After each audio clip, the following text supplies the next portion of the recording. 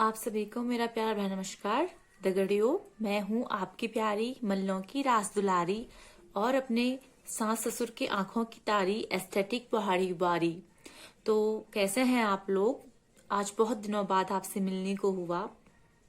बहुत बिजी हो गई थी लाइफ में। व्यस्त तो हर कोई रहता है।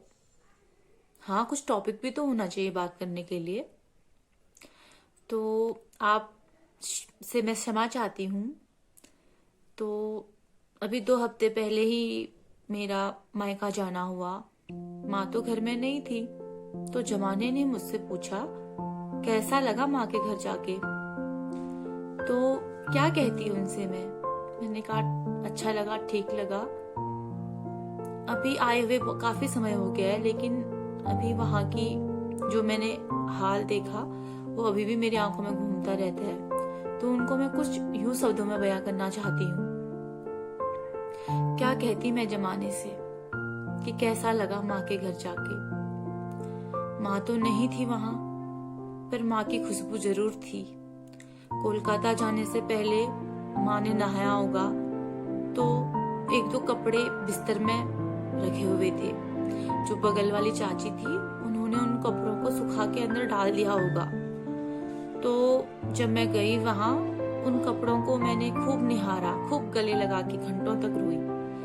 उसके बाद सामने दीवार पे टंगी हुई पापा और दादी की फोटो को निहारती रही। लगा कि कुछ बोलने वाले हैं शायद, और लगा कि शायद मेरा ही इंतजार कर रहे थे बहुत दिनों से। और सामने जो मंदिर है, मंदिर में अपनी इष्ट देवता और भगवती मैया नरसिंह भगवान से अपने अपनों के लिए मैंने खूब प्रार्थना करी कि जहाँ भी मेरे भाई बहन, मेरी माँ है, उन सबका ख्याल रखना।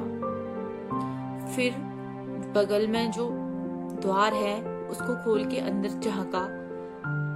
वहां सब कुछ वैसी चीज पड़ी हुई थी, कुछ भी बिखरा हुआ नहीं था। जैसे माँ छोड़ के गई थी ना, सब चीजें वैसी पड़ी हुई थी। धूल भी नहीं थी बिल्कुल। कैसी होती धूल? जब चहलकदमी होती है घर में तभी तो धूल उड़ती है ना।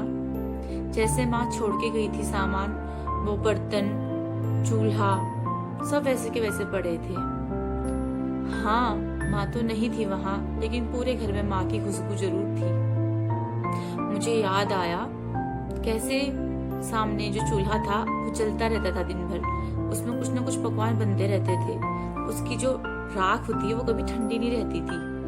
और जो बाहर जो होता है, आप तो जानते होंगे ना, गांव में बाहर भी अलग चूल्हा होता है। जैसे वहाँ गाय बच्चों के लिए, उनके लिए बनाया जाता है दाला वाला। तो यहाँ पानी गर्म करने के लिए वो भी दिन भर जला रहता था, उससे धुआं उठता रहता था, लेकिन वो भी मिसिंग था। माँ की तो बहुत याद आई। सामने जो तार खाली पड़ा था ना, उसमें पूरे कपड़े भरे रहते थे, और जितने भी खाली बर्तन होते उनमें पूरी पानी से भरे हुए बर्तन रहते थे। और बहुत ही ज्यादा, चाहे माँ अकेली भी रहती थी ना, सारा काम निपटाती थी, कहीं पर भी कुछ कमी नहीं रखती थी। और जानते हैं, जब तक गाय आई थी तो गोबर की भीनी भीनी खुशबू आई रहती थी घर के सामने दीवार से, और उसके गौत औत की, और जो फिजालने के लिए होता है, फैलाने के लिए घास, एक्स्ट्रा घास, वो पड़ा रहता था। तो पता चल जाता है कि इन सारी चीजों से कि घर में कोई ना कोई सदस्य रह रहा है। लेकिन पूरा वीरान और सुनसान पड़ा था। जमाने ने पूछा मुझसे तो कैसा लगा बिना माँ के घर में जाना। तो बड़े भारी मन से बोला अच्छा लगा। लेकिन कहीं ना कहीं हृदय मेरा बहुत ज्यादा, उस समय मैं बहुत ज्यादा पिघल गई थी। सच में बताऊं माँ, आपके बिना घर में बिल्कुल भी अच्छा नहीं लगा।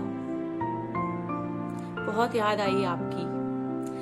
पता है हमारे कैसे रूम में कॉपी किताब बिखरे रहते थे, पानी की बोतलें भरी रहती थी, और कहीं ना कहीं चारपाई के किनारे किनारे से कोई चाय का कप वप या चाय की गिलास मिल जाती थी।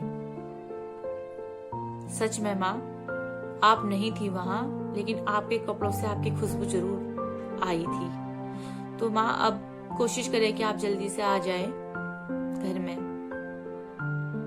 बस कुछ यही थॉट्स थी जो आपके सामने मैं कुछ विचार थे ये जो प्रस्तुत करना चाहती थी। अब जब भी मेरे को समय मिलेगा तब मैं कुछ ना कुछ टॉपिक लेके आऊंगी। आप सपोर्ट करिएगा और वीडियो को शेयर करिएगा। Thank you so much.